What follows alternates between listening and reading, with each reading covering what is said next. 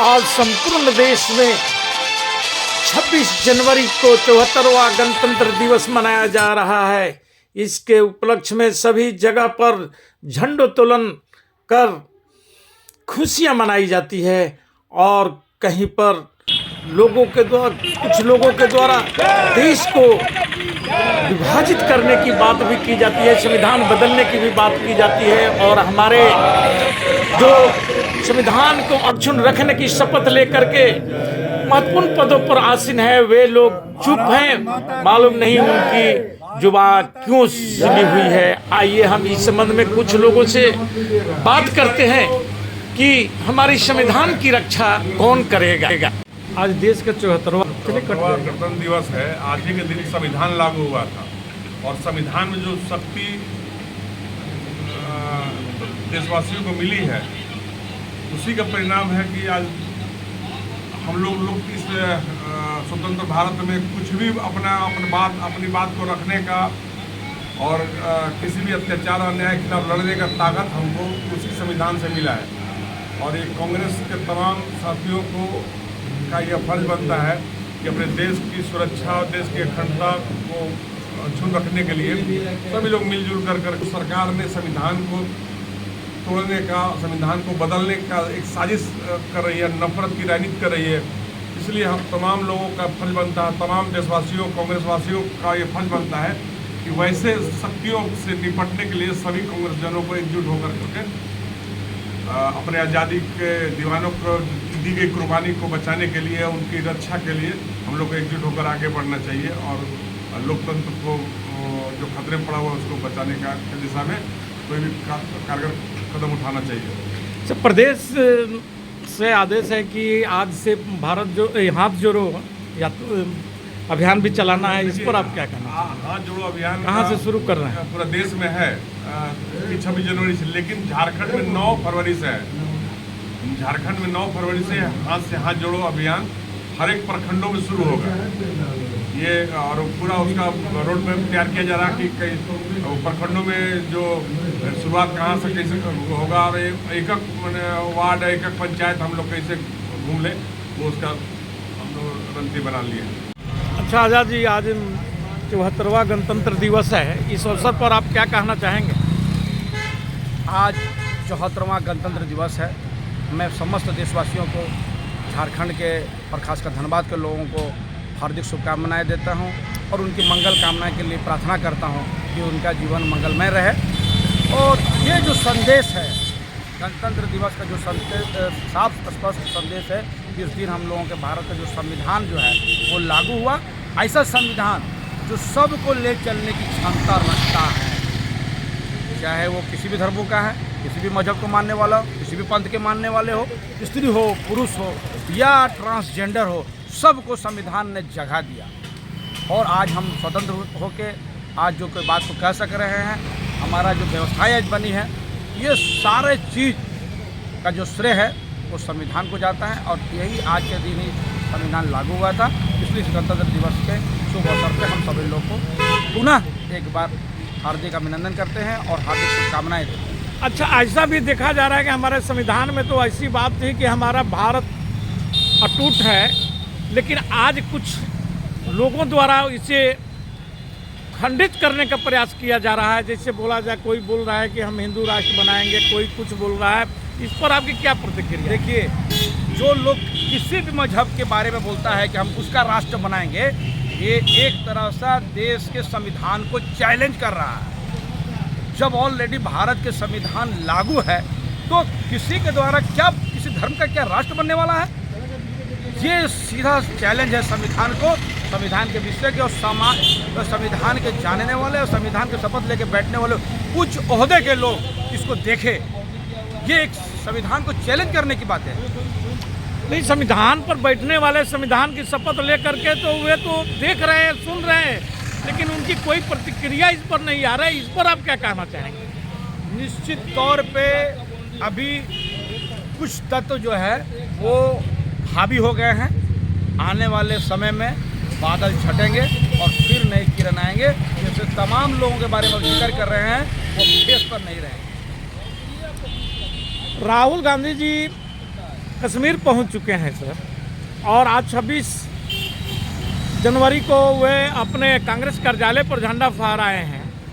उनका बारे में आप क्या कहना चाहेंगे? देखिए, आज भारत में जो देख रहे हैं कि भारत में जो गरीबी देख रहे हैं, महंगाई देख रहे हैं, भ्रष्टाचार चरम सीमा पर पहुंच गया है, ये सारे जो समस्याओं को आप देख रहे हैं, कोई किसी का संवैधानिक जो संस्थाएं हैं उसको कमज़ोर करने का षड्यंत्र रचा जाता है।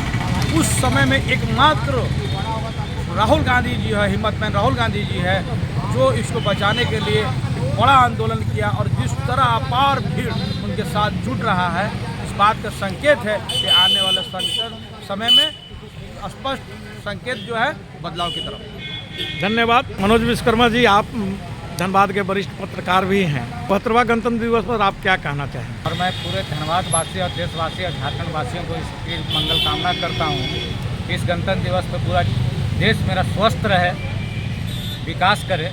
26 जनवरी 1950 को देश में संविधान लागू हुआ था, और हुआ था उस संविधान में कि देश की रक्षा करने के लिए सरहद पर सेना होगा, और आंतरिक मामले में देश के प्रधानमंत्री और गृह मंत्री देश को सुरक्षा प्रदान करेंगे। लेकिन आज देश को खंडित करने का बाबाओं के द्वारा बोला जा रहा है कि हम हिंदू राष्ट्र बनाएंगे। क्या यह संविधान विरोधी बात नहीं है? संविधान विरोधी बात है, लेकिन ये भारत है, यह सर्वधर्म परि देश है, वीर भूमि पुत्र है, इसलिए इस देश को कोई कुछ नहीं बिगड़ सकता है। ये टीवी चैनल के माध्यम से या अखबार के माध्यम से उन लोगों का गृह मंत्री, प्रधानमंत्री के पास ये संदेश नहीं पहुंच रहा है कि इस ढंग की ऐसी बातें, ऐसी योजनाएं कुछ लोगों के द्वारा बनाई जा रही है देश तोड़ने के लिए। देखिए, कुछ बने या ना बने उससे कोई मतलब नहीं है, लेकिन यह वीर भूमि है, इससे देश को कोई प्रभाव नहीं पड़ता। प्रधानमंत्री, गृह मंत्री आते हैं और जाते हैं। बहुत बहुत धन्यवाद।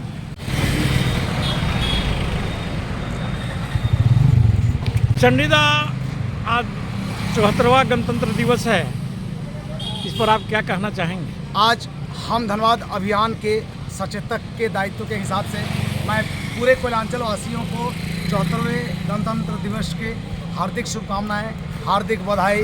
सौहार्द बनाए रखें, प्रशासन की जो भी बातें हैं उन पे ध्यान दें।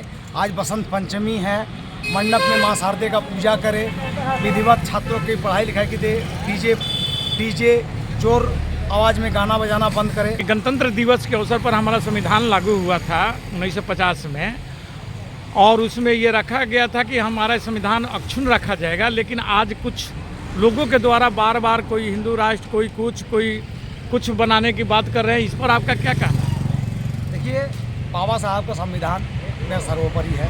संविधान है तो हम भारतीय हैं, और उसमें किसी तरह का छेड़छाड़ का तो सवाल ही नहीं उठता है। संविधान के साथ कोई समझौता नहीं। संविधान ही मेरी आत्मा है, मेरी जान है, मेरा सब कुछ है। नहीं, संविधान की रक्षा के लिए लोग शपथ लेते हैं और बड़े बड़े पोस्टों पर हैं, संवैधानिक पोस्टों पर हैं, और वे लोग इस पर कोई भी बात नहीं बोल रहे हैं, कोई कार्रवाई की बात नहीं कर रहे हैं। इस पर आपका क्या कहना है? ये निजी मानसिकता की उपज है।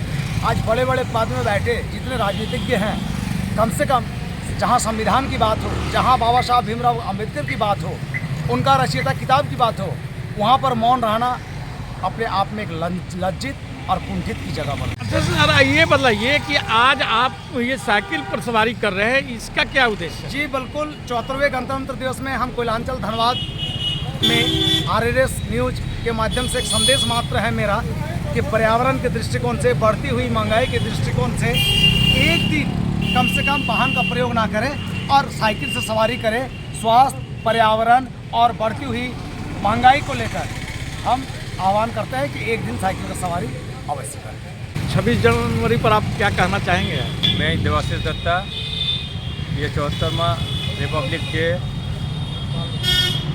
को मेरी तरफ से पूरे देशवासी और धनबाद वासियों की शुभकामनाएं देता हूं, और सभी भाईचारे के साथ हम लोग रहें, यही हमारे तरफ से अभिनंदन और शुभकामनाएं। देश को क्या संदेश देना चाहेंगे?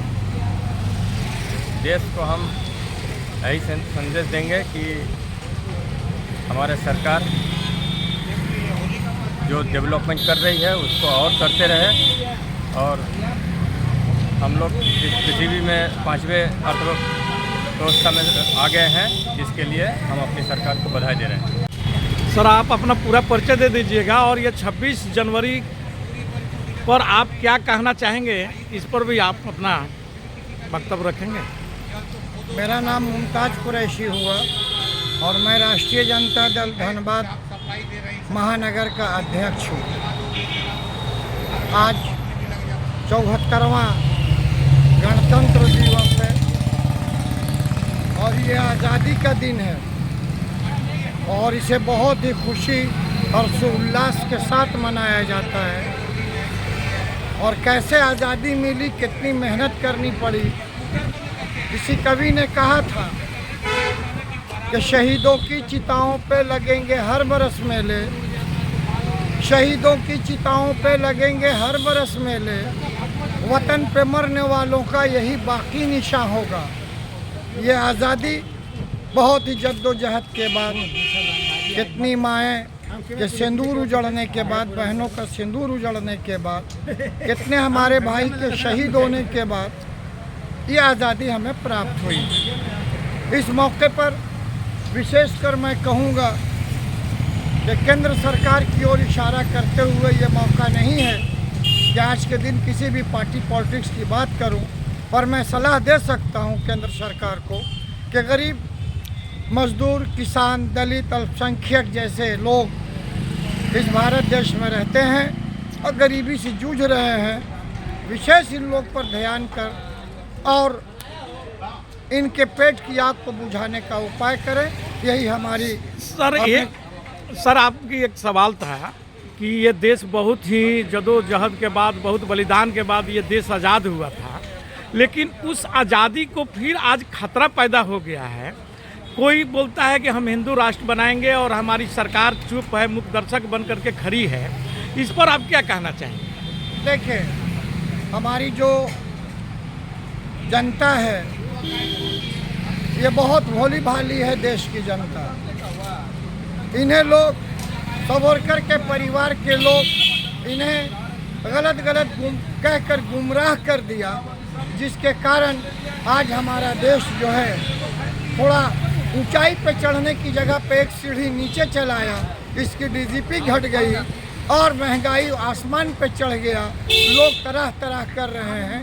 हम चाहेंगे कि केंद्र सरकार आज़ादी की तरह गरीबों को, सभी लोगों को, देश की जनता पर ध्यान देकर इसकी आज़ादी को मने मिटाने की कोशिश। नहीं सर, मेरा कहने का मतलब है कि जो देश को अक्षुण्ण, संविधान को अक्षुण्ण रखने की शपथ लेकर के देश का संवैधानिक संस्थाएं पर लोग बैठे हुए हैं और उनके सामने इस ढंग की बात किया जा रहा है, इस पर आप क्या कहना चाहेंगे? हमारा देश का जो संविधान है, बाबा भीमराव अंबेडकर जी ने, इनकी टीम कमेटी के लोगों ने जो बनाया है, इसे तोड़ने की बहुत तेज़ी से साजिश की जा रही है। और कहीं ना कहीं ये आरएसएस और बजरंग दल के लोग इसको तोड़ने में लगे हुए हैं। सेकुलर को ख़त्म करने में लगे हुए हैं, लोकतंत्र को ख़त्म करने में लगे हुए हैं। अगर लोकतंत्र भारत से ख़त्म होगा तो यही दिन देखने को मिलेगा। लोग यहाँ अपने राग अलापेंगे, अपने अपने धर्म की बात करेंगे। यानी आप मान रहे हैं कि संवैधानिक संस्थाएं पर बैठने वाले लोग कमज़ोर हैं? बिल्कुल, मैं इसको मानने के लिए तैयार हूँ। जब से ये सरकार बैठी है, केंद्र की सरकार 2014 से बैठी हुई है, हमारे कानून को दरकिनार कर, अपने कानून को लागू कर करके, अपने मनगढ़ंत की बात कर करके और देश के लोकतंत्र को खत्म कर रही है, जो आज देश के लोकतंत्र पर और खतरा है। बहुत बहुत धन्यवाद आप।